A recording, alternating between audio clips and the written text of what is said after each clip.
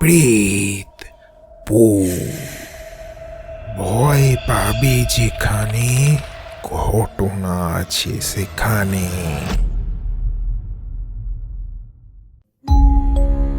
Hello everyone and welcome back to Pretpur YouTube channel, যেখানে আমি আপনাদের জীবনে ঘটে যাওয়া বিভিন্ন ভয়ানক অভিজ্ঞতা শেয়ার করি।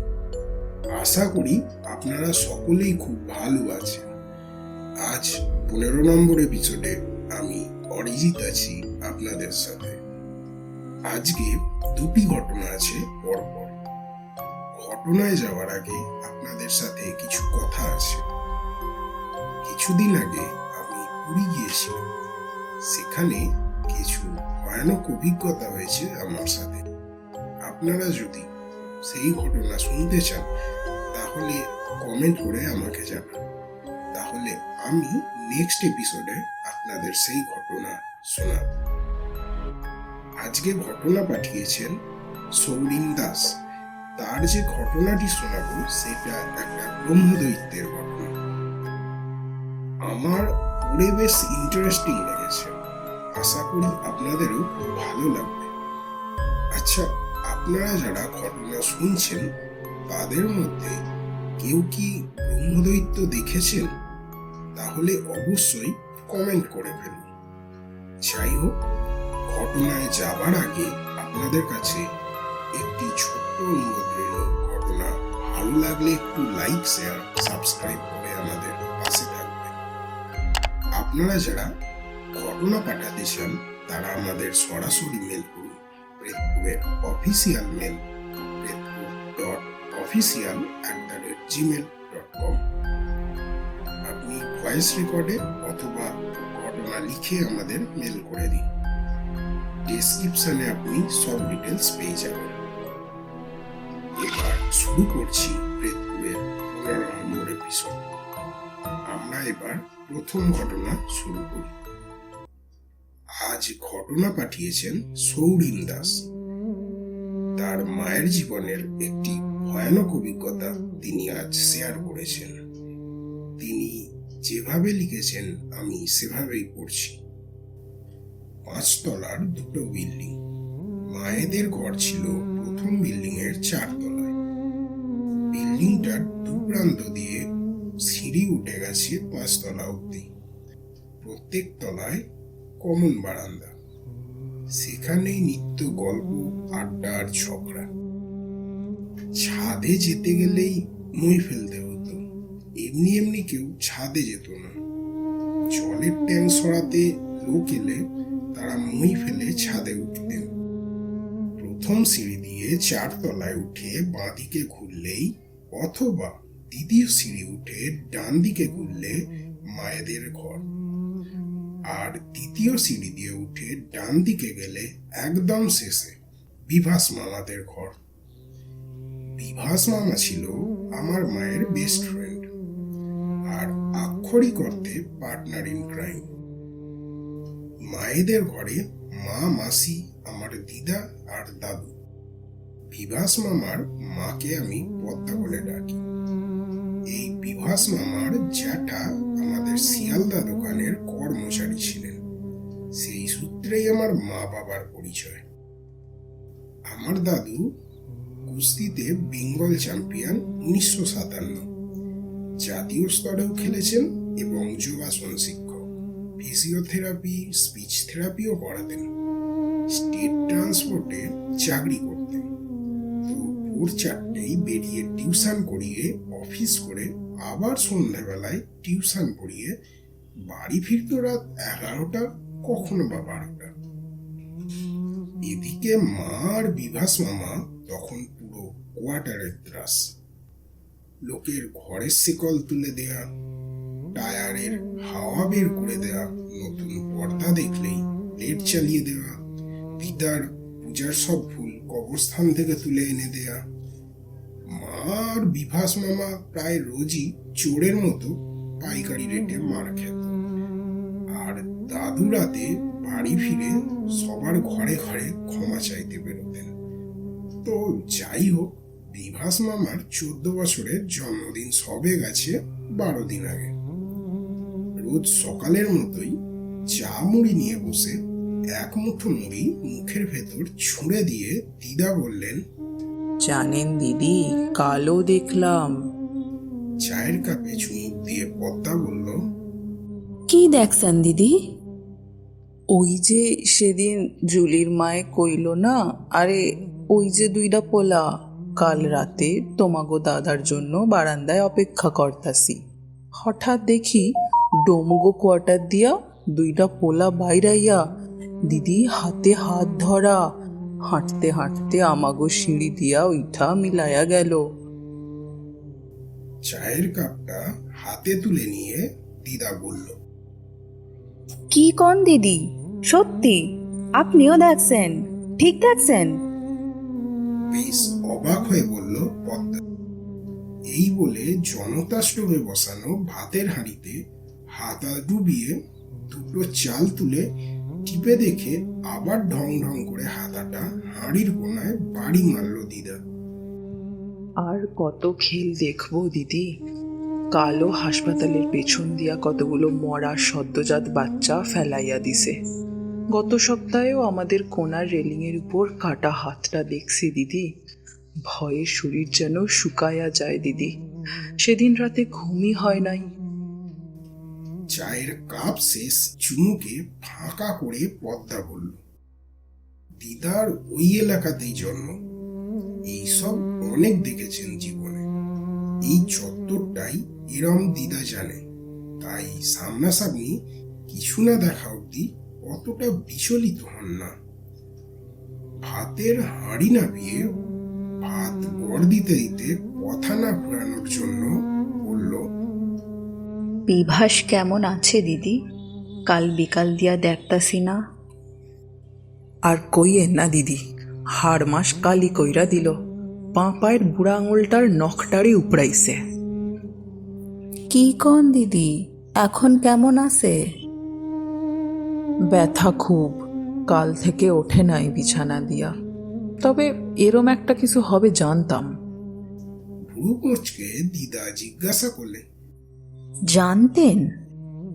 হ্যাঁ দিদি, ওর জন্মের পর এক জ্যোতিষী বলেছিল ওর 14 বছরে বড় ফাঁড়া আছে, অল্পের উপর দিয়া কাইটা গেছে। বলেন দিদি?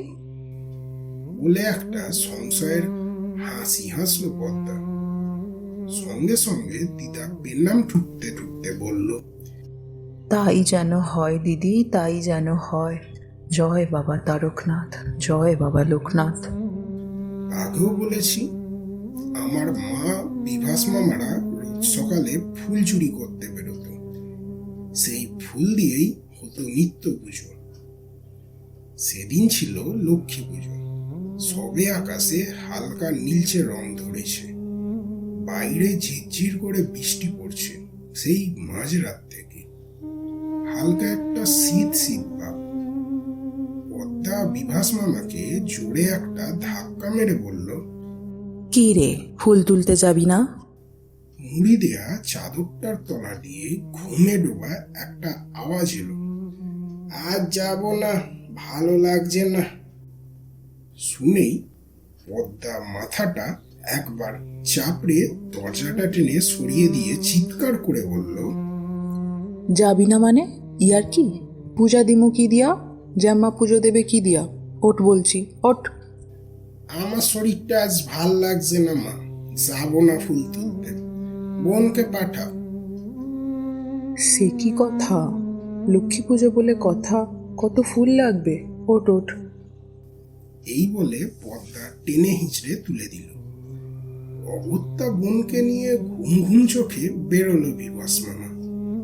বাড়ি বাড়ি ঘুরে কত জবা তুললো, টগর তুললো, গাঁদা, করবি, নয়নতারা। সব ফুল তোলার পর বিভাস মামার মনে পড়লো বেলপাতা নেওয়া হয়নি। দুজন ঘুরে ঘুরে বেলপাতা খুঁজতে লাগলো। দেখ বোন, কি অদ্ভুত সুন্দর বেলপাতা, তুই দাঁড়া, আমি পেরে নিয়ে আসি।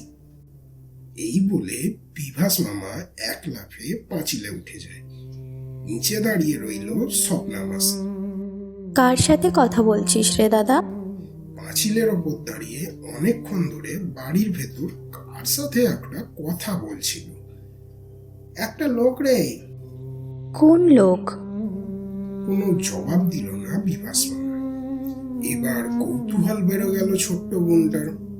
পাঁচিলের গায়ে ফাঁক ফোকর খুঁজতে লাগলো সে। পেয়েও গেল একটা ফোঁকর। এক চোখ রেখে স্বপ্না মাসি যা দেখলো তা হলো ধবধবে সাদা ধুতি পরা এক ব্রাহ্মণ পেছন ফিরে দাঁড়িয়ে আছে।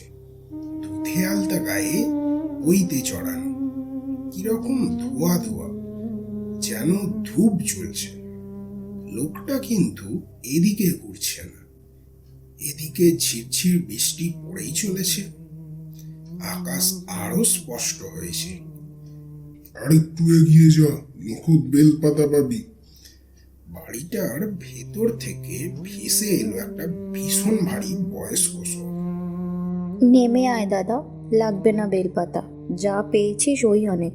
বাড়ি চল দাদা। এবার আর ভালো লাগছে না স্বপ্না মাসির। কয়টুকু আর বয়স, ভয় ভয় লাগছিল হয়তো। তারা তো বিদ্যুৎ ডিম, ওই তো নিখুঁত পাতা, আর একটু হাত বাড়ালেই পেয়ে যাব। এই বলে বিভাস মামা প্রায় পায়ের আঙুলের ওপর দাঁড়িয়ে হাত বাড়াতে লাগলো। আরেকটু করতে করতে ভেজা শ্যাওলা পাঁচিলে পা গেল পিছলে। ক্ষণিকের জন্য হাওয়ায় উঠে পাঁচিলের ওপর বর্ষায় মাথা থেকে পা অব্দি গেঁথে গেল বিভাস মামা। সবটা এত তাড়াতাড়ি হলো যে মাসি চেঁচাবে না কাঁদবে বুঝে ওঠার আগেই সব শেষ। বাড়ির ভেতর দিয়ে ভেসে এলো এক বিভৎস দৈত্যাকার হাসি। মাসি সঙ্গে সঙ্গে জ্ঞান হারান। তখনও ধিকি ধিকি প্রাণ আছে বিভাস মামা। কোনো মতে নিজেকে বর্ষাগুলো থেকে ছাড়িয়ে উঠে নিচে পড়ে যায় সব তোলা ফুল। সকাল হয়, পাওয়া যায় দুজনকে। পদ্মাকে নাকি 10-10টা ব্যাটা ছিল ধরে রাখতে পারেনি। যেভাবে বাংড়ে দৌড়েছিল আজও নাকি আমার মায়ের চোখে ভাসে। পুলিশ কেস হয়, পুলিশ আসে। স্বপ্নমাসীকে নিয়ে যাওয়া হয়েছিল সেই বাড়িতে। বড় বাড়ি, কতজন মানুষের পা পড়েনি তার ঠিক নেই। স্বপ্নমাসী তো দেখেই অবাক, আজও বলে সেই কথা। পদ্মার বছর ঘুরতেই আবার ছেলে হয়। তবে সেই দুর্ঘটনার 2-4 দিন পর দিদা যা দেখেছিল, দিদা ভয়ে বা কষ্টে হাউ হাউ করে কেঁদে ফেলেছিল।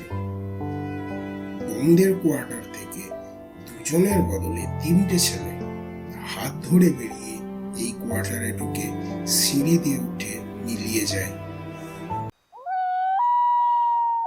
প্রেত, ভয় পাবে যেখানে, ঘটনা আছে সেখানে।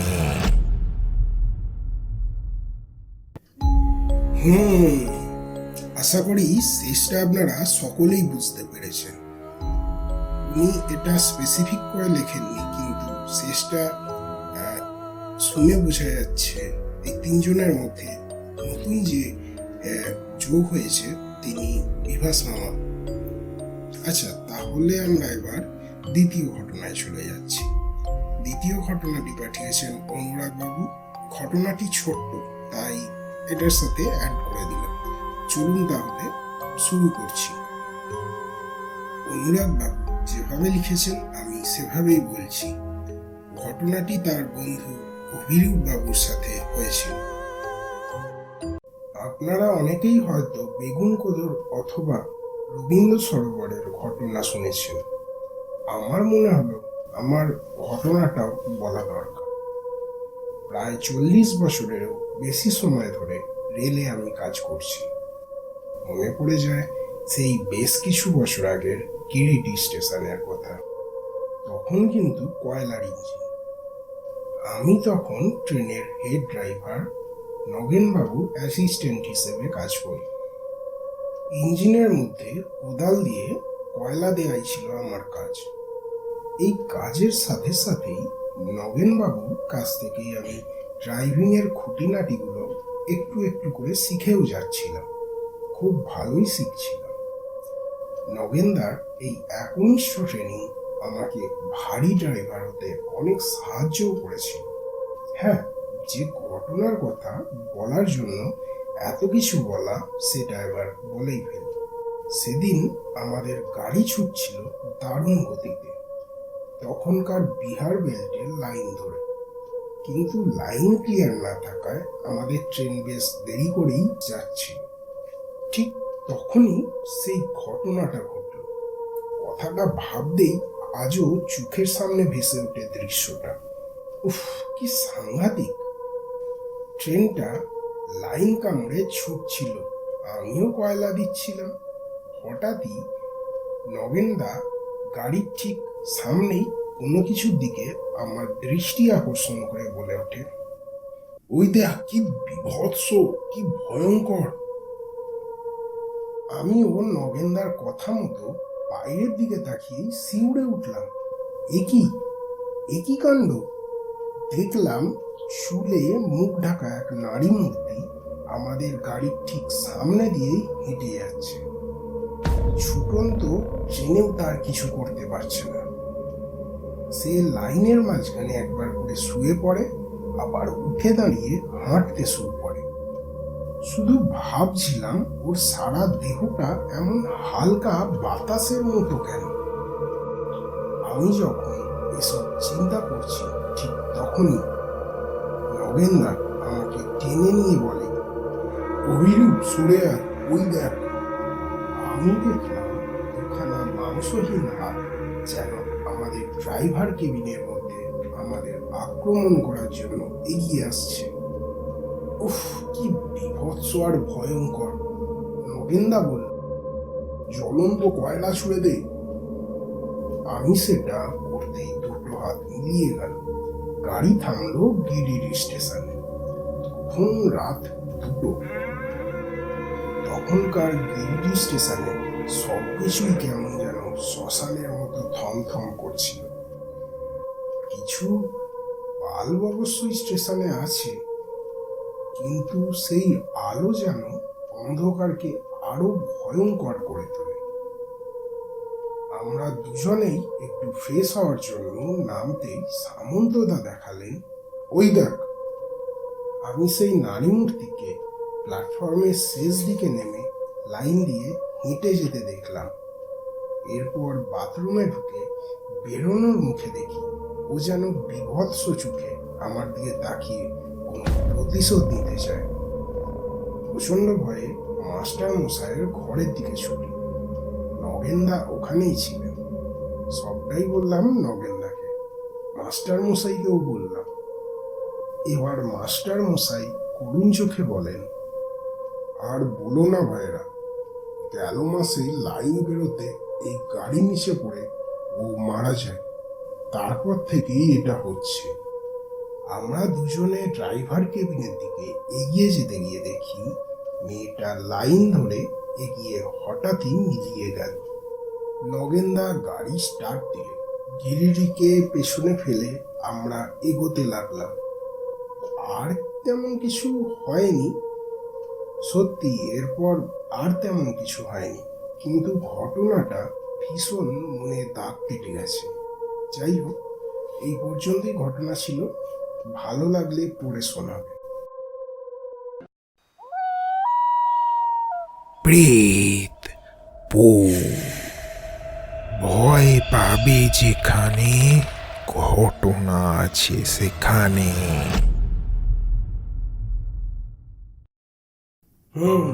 আবার একটি ভয়ানক ঘটনা। এরকম অনেক ঘটনা যারা রেলে কাজ করেন তাদের সাথে ঘটেছে। ধন্যবাদ অনুরাগ বাবু এরকম একটি ঘটনা পাঠানোর জন্য। আজকের মতো এই পর্যন্তই। আমি অরিজিৎ আছি আপনাদের সাথে। আবারও বলে রাখি, আমাদের ঘটনা পাঠাতে চাইলে মেল করুন প্রেতপুরের অফিসিয়াল মেল। ঘটনা ভালো লাগলে আপনি লাইক আর শেয়ার করতে পারেন। আর প্রেতপুর চ্যানেলে নতুন হলে সাবস্ক্রাইব করে বেল বাটন অন করে দিন।